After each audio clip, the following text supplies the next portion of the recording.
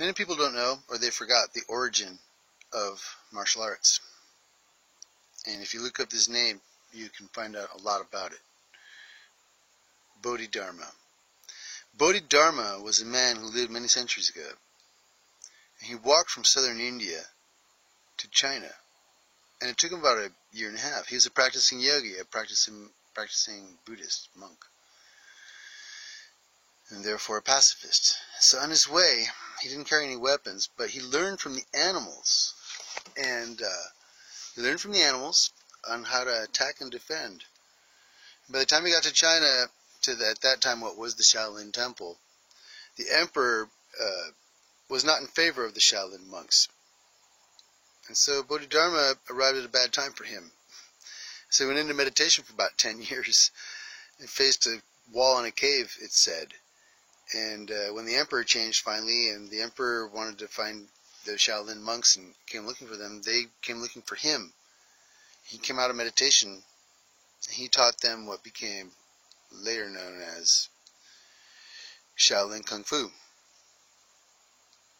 And the Shaolin Kung Fu monks later became the personal bodyguards throughout the ages of all the emperors.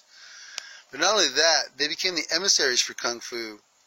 The Shaolin monks were sent throughout all of Asia to teach Kung Fu and disseminate Kung Fu and its spiritual practices.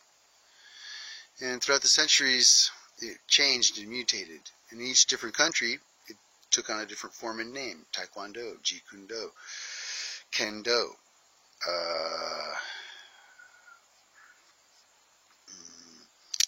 Thai Bo, Thai Box, Taekwondo,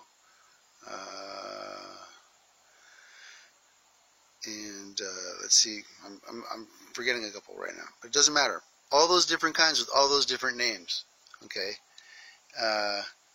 and they all were derived. They can all trace their origins back to Bodhidharma and the Shaolin Temple, okay, and Jiu-Jitsu, yeah, Jiu-Jitsu, and it's another great one. But without yoga, see, there wouldn't be any martial arts, because it was yoga in the beginning that led Bodhidharma to understand the animals, and the flexibility of the animals, and the different styles that came into being of the different animals, the tiger, the crane, the scorpion, the monkey, all these different things. Why do you think they got those names? Who do you think they got them from? It was Bodhidharma. And so, when you start to understand that it's not just these physical movements in your body that you're trying to manage, it's actually on a molecular level that you're trying to manage your whole body as an integral unit. Then you can do things like move your eyebrow, or maybe the nostrils on your nose, or maybe the toes in your foot. I'm not going to turn the camera. But there are many things that you can do with your mind. Once you learn how to be flexible inside, you can be flexible outside. At the age of 54, I'm still very, very flexible. And even though I shouldn't be, maybe. And I really attribute it to yoga, some martial arts, and also the mental power. Because without thought, you cannot do anything. You cannot even get up in the morning without saying, I'm going to get up. It's the power of your thought.